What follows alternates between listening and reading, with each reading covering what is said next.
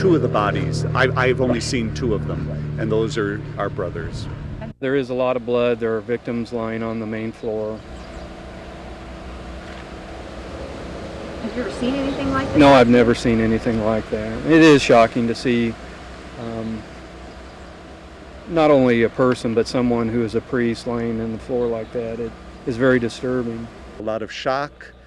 There's sadness. These were two monks whose lives have been lived here in just a generous, gracious spirit. I can tell you that both of them this past weekend were involved with different guests who were here, being of service, welcoming them. You know, Benedictine monasteries are always supposed to be places of welcome.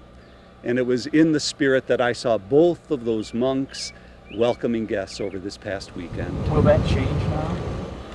Oh, no. No.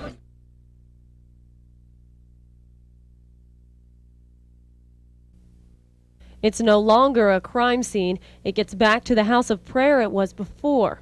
What remains is the memory and the memorials to the fallen monks. The Conception Abbey community works to heal. They went into the first floor of the monastery where their brother monks were shot, and they talked about what they were feeling, and they went from place to place, and they blessed the spots where their brother monks fell. While investigators sort out the leads and work to close the case, we search to understand. The fact still remains: two men of God no longer serve here on earth. We aren't going to be able to perfectly understand why a perpetrator or anybody else did something, and even if we sort of think we do, that really doesn't take the mystery out of the experience.